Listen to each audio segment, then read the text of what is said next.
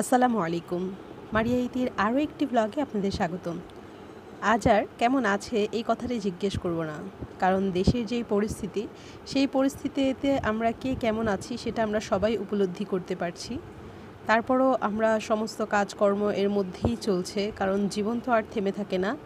জীবন তার নিজস্ব গতিতে চলতেই থাকে, একে কখনো থামিয়ে রাখা যায় না। তো যাই হোক, এখানে হচ্ছে গিয়ে সকালবেলা ঘুম থেকে উঠে আমি গাছগুলোতে পানি দিয়ে নিয়েছি।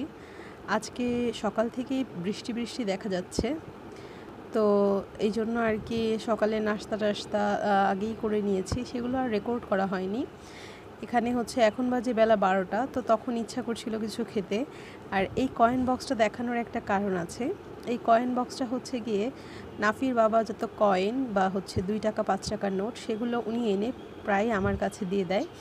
তো সেগুলো আমি একটা বক্সে জমিয়ে রাখি। যখন হচ্ছে গিয়ে ধরেন খুচরো টাকা থাকে না বা হচ্ছে বাইরে কিছু খাবো নাস্তা টাস্তা, সেই ক্ষেত্রে তখন আমি এই টাকাগুলো ব্যবহার করি অল্প অল্প করে। তো এখানে প্রায় 200-র উপরে টাকা আছে। তো আমি সেখান থেকে টাকা নিয়ে মুড়ি আর চানাচুর আনিয়েছিলাম সবাই মিলে খাবো বলে, আমার বড় বোনের ছেলে, আমরা সবাই মিলে আর কি। তো এই তো মুড়ি চানাচুর মেখে আমরা এই বৃষ্টি দিনে খেয়ে নিচ্ছি। আর আমি ইদানিং সারাক্ষণ নিউজ দেখি। আমি কম্পিউটারের সামনে বসে সারাক্ষণ নিউজ দেখা ছাড়া আমার আর মনে হয় অন্য কিছু চাইলেও দেখতে ইচ্ছে করে না। এখন এমন হয়ে গিয়েছে। আগে অন্য কিছু অনেক সময় দেখা যেত, আমি এখন কাজ করি কম্পিউটার ছেড়ে, যে সমস্ত কাজের পাশাপাশি কম্পিউটারের দিকে তাকাতে থাকি। তো এই তো আজকে ভেবেছিলাম যে ডাটা রান্না করব, তো ডাটাই রান্না করেছি। কোনো রান্নাবান্নার ভিডিও আর করতে ইচ্ছে করেনি। তো আমার একটা কাজ ছিল, আমি একটু টোকিও স্কোয়ার ওই পাশে গিয়েছিলাম আর কি। তো নাফির বাবা আর নাফি গিয়ে মিলে আমাকে নিয়ে আসতে গিয়েছিল আর কি। তো তারপর আমাদের এলাকায় চলে এসেছি। এলাকায় আসার পর নাফি বলছিল যে ও কোথাও বসে বসে রেস্টুরেন্টে বসে বসে খাবে। তো আমাদের এই এলাকায় তেমন কোনো রেস্টুরেন্ট নেই, কিন্তু ইদানিংকালে এই একটা রেস্টুরেন্ট ওপেন করেছে। সুন্দর, মানে খুব ছোট্টখাট্টোর মধ্যে খুব পরিপাটি আর সুন্দর করে করা। তো আমরা এর আগেও একবার এখানে এসেছিলাম। এখানকার যে মিনি বার্গারটা সেটা খেয়েছিলাম, 60 টাকা বার্গার। কিন্তু এত মজা, এত ছোট বার্গারের মধ্যে চিজ, লেটুস, পেঁয়াজ, মানে সব কিছু দিয়ে এত সুন্দর করে সার্ভ করে, খেতে এত মজা। তো সেটা ভেবেই আবার এখানে এসেছিলাম। আর ফারজান বাসায় ছিল। তো আমি এসে বলছিলাম যে না, আমি আগে আসলে আসতেই চাইনি। তারপরে ফারজানের আব্বু অনেকবার বলছে চলো গিয়েই আসি। তো ফারজান যেহেতু বাসায় ছিল, আমি বলছি ঠিক আছে তাহলে আমি বসি, আপনি ফারজানকে নিয়ে আসেন। তো ওর বাবা বাসায় গিয়ে বাইক রেখে ফারজানকে নিয়ে এসেছে। এখানে আমরা হচ্ছে অর্ডার করেছিলাম সাব স্যান্ডউইচ, আর হচ্ছে আমার জন্য অর্ডার করেছিলাম ক্যাশোনাট সালাদ। তবে এখানকার ক্যাশোনাট সালাদটা খুব একটা মজা ছিল না, কেমন যেন অনেক বেশি মিষ্টি ছিল। তো নর্মাল যে ক্যাশোনাট সালাদ আমরা খাই, এটা তার থেকে আমার কাছে একটু ডিফারেন্ট মনে হয়েছে, কারণ অন্যান্য রেস্টুরেন্টে ক্যাশোনাট সালাদটা কিন্তু বেশ মজার হয়। তো এই আর কি, খাওয়া দাওয়া করে পরে আমরা বাসায় চলে এসেছি। এই যে ভিডিওটুকু এডিট করা, এটা আমার আগের ভিডিও, বেশ কিছুদিন আগের, যখন আন্দোলনরত অবস্থায় ছিল সব কিছু। আর আজ হচ্ছে 5ই আগস্ট। আজকে মনটা ভীষণ খুশি। এতদিনে আমি কোনো ভিডিও আপলোড করিনি, কারণ কি বলবো, নিজের বিবেকের তাড়নায় বলেন আর কষ্টেই বলেন, কোনোটাই সেই জন্য কোনো ভিডিওই আপলোড করিনি। ভিডিও করা হয়েছে কিন্তু আপলোড করা হয়নি। তো যাই হোক, আলহামদুলিল্লাহ বলা চলে আমরা আবার নতুন করে স্বাধীন হলাম। তো স্বাধীনতা অর্জনের চেয়ে স্বাধীনতা রক্ষা করাটা কঠিন। স্বাধীনতা অর্জন করার পরে আমরা দেখছি চারপাশে কেমন যেন লুটপাট চলছে, সংখ্যালঘুদের উপর অত্যাচার। তো এই সমস্ত কাজকে আসলে ওইটা আমাদের সাথে যায়। আমরা কি এই জন্যই তাহলে স্বাধীনতা অর্জন করলাম? তাহলে তো তারা যা করেছে আমরা তাই করলাম। আমার মনে হয় এখান থেকে বিরত থাকা উচিত। আর আজকে বারবার কিছু মানুষের কথা মনে পড়ছে। তাদের মধ্যে অন্যতম একজন হচ্ছেন দেলোয়ার হোসেন সাঈদী। আমার খুবই পছন্দের একজন মানুষ। জানি না কেন জানি আজকে শেখ হাসিনা পলায়নের পর থেকেই তার কথা খুব বেশি মনে পড়ছে। মনে হচ্ছে আজকে যদি সাঈদী সাহেব বেঁচে থাকতেন, হয়তো আর একবারের জন্য হলেও তার ওয়াজ বা বক্তৃতা শুনতে পেতাম। আমার অনেক পছন্দের মানুষ। আসলে বাস্তবিকভাবে আমি কোনো রাজনীতি দল করি না, বা আমি আজ পর্যন্ত কোনো ভোটও দেইনি। দেলোয়ার হোসেন সাঈদী সাহেবকে আমি কখনো চোখের দেখাও দেখিনি, শুধুমাত্র তার ওয়াজ বা বক্তৃতা শুনেছি। তো তাতেই আমি ওনার অনেক বড় ফ্যান। তো বারবার আজকে ওনার কথা মনে পড়ছিল, আর চোখের কোণে কেন জানি বারবার পানি চলে যাচ্ছিল। আর কিছু মানুষের কথা অনেক বেশি মনে পড়ছে। তারা হলো এই যুদ্ধে যারা জীবন দিয়েছে, যাদের রক্তের মাধ্যমে আসলো এই যুদ্ধ। যারা বড় তারা তো বড়ই, কিন্তু যে সমস্ত মায়েরা তাদের সন্তান হারিয়েছে 7 বছর, 8 বছর, 9 বছর, 11 বছর, তাদের জন্য বড্ড বেশি মায়া হচ্ছে, তাদের জন্য বড্ড বেশি খারাপ লাগছে। আসলে একজন মাই বলতে পারবেন তার জীবনের কি হারিয়েছে তিনি। নিজে মা হওয়ার পর এই বিষয়গুলো অনেক বেশি উপলব্ধি করি। আগে এরকমভাবে উপলব্ধি করতে পারতাম না। তবে যখন নাফি প্রথম হলো, আমার জীবনে প্রথম যখন নাফি এসেছে, তো তখন থেকেই না নাফি একটু ব্যথা পেলে, নাফির একটু জ্বর হলে মনে হয় সারা রাত কান্না করতাম যে আল্লাহ তুমি আমার সন্তানকে সুস্থ করে দাও, আমাকে অসুস্থ করো, তাতে সমস্যা নেই। তো মায়েরা এমনই হয়, যখন নিজে মা ছিলাম না তখন এই ব্যাপারগুলো বুঝিনি, তো এখন নিজে মা হওয়ার পরে এই ব্যাপারগুলো বুঝেছি। আমার মনে আছে যখন নাফি প্রথম হসপিটালে হয়েছিল, তো তখন আমার মাকে আমি প্রথম বলেছিলাম যে মা, আসলেই মা হওয়া অনেক কঠিন।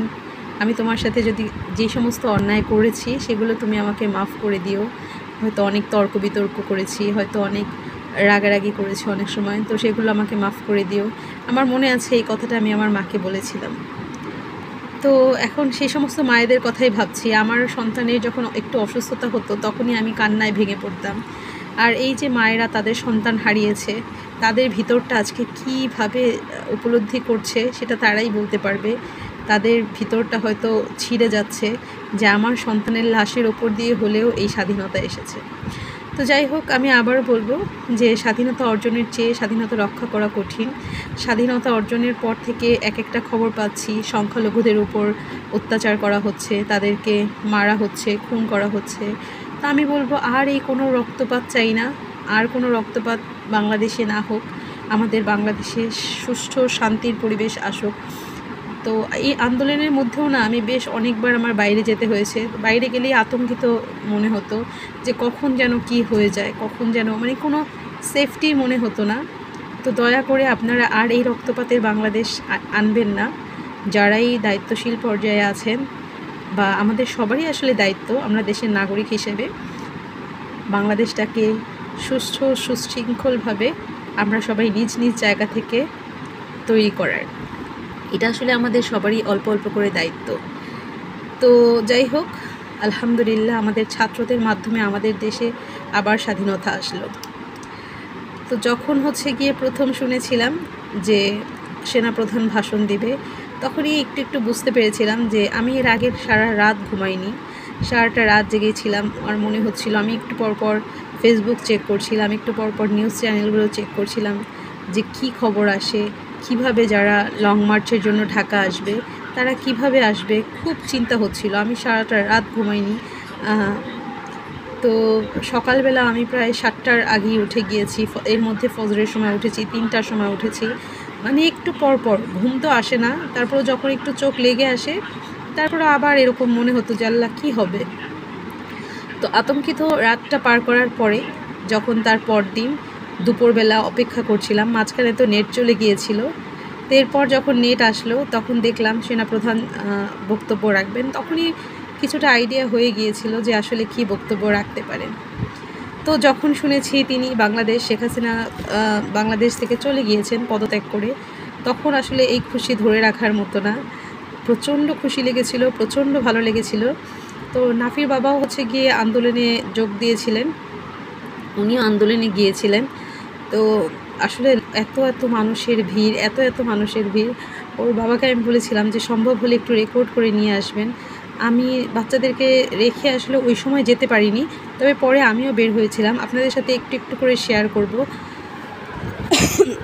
এটা যে আসলে মানে মানুষের মধ্যে যে কি আনন্দ দেখেছি বলে বোঝানো যাবে না। মনে হয়েছে জনগণের মধ্যে যত রাগ ক্ষোভ ছিল সব একসাথে তারা উপড়ে ফেলেছে। তো এই তো নাফির বাবা আন্দোলন থেকে আসার সময় আমাদের জন্য মিষ্টি নিয়ে এসেছিল, সবাইকে মিষ্টি খাইয়েছে উনি। এটা গিয়ে সবার মানে এটা নিয়ে আমরা সবাই হাসাহাসি করছিলাম। আমি বা নাফির বাবা বা আমাদের ফ্যামিলির মোটামুটি কেউই গিয়ে আমরা রাজনীতি করি না। আমার মেঝো ভাইয়া রাজনীতি করে, তো উনি একাই করেন, আর কেউই কিন্তু আমরা রাজনীতি করি না। মানে আমরা রাজনীতির সাথে সংযুক্ত না। তো নাফির বাবা মিষ্টি নিয়ে এসেছে, তো মেজো ভাইয়াও বলছিল যে উনি কিভাবে মিষ্টি আনলো, এই লোকটা কোনো রাজনীতি করে না অথচ উনিও মিষ্টি নিয়ে এসেছে। তো এই আর কি। আর এই যে দেখতেই পাচ্ছেন প্রচণ্ড মানুষ ছিল, প্রচণ্ড ভিড় ছিল, মানে এত বেশি ভিড়, বাইরে মনে হচ্ছে কত উল্লাস। আর এই যে দেখছেন মানুষের মাথায় হাতে এগুলো প্রধানমন্ত্রীর যে গণভবন সেখান থেকে সবাই নিয়ে এসেছিল। আর এই ভিডিওটা হচ্ছে নাফির বাবা করেছিল, উনি যখন আন্দোলনে ছিলেন তখনকার ভিডিও এটা। তো যাই হোক, অবশেষে স্বাধীনতা আসলো। এর চেয়ে সুন্দর মনোরম সময় বা হচ্ছে গিয়ে কী বলবো মুহূর্ত বলতে আর কিছু নেই। ৭১-এর স্বাধীনতা দেখিনি, তবে ২০২৪-এর স্বাধীনতা দেখেছি। এর যে কী আনন্দ সেটা আসলে যেই ভাষায় বলি না কেন, সব ভাষায় আমার মনে হয় কম হয়ে যাবে। কোনো ভাষাতেই পরিপূর্ণতা প্রকাশ করতে পারবো না। বাঙালি জাতি আবারও প্রমাণ করলো যে দরকার হলে এরা জ্বলে পুড়ে মরে ছারখার হবে, তবু কখনো মাথা নোয়াবে না। তো যাই হোক, চলুন আমরা সবাই মিলে একটা সুখী, সমৃদ্ধি, সুষ্ঠু বাংলাদেশ গড়ে তোলার অঙ্গীকার করে। আর আজ আর বাড়াচ্ছি না, দেখা হবে অন্য কোনো ব্লগে। ততদিন পর্যন্ত আপনারা সবাই ভালো থাকুন, সুস্থ থাকুন, আর হ্যাঁ, অবশ্যই আমাদের জন্য দোয়া করবেন। তো ভালো থাকুন সবাই, এই প্রত্যাশাতেই বিদায় নিচ্ছি। আল্লাহ হাফেজ, আসসালামু আলাইকুম।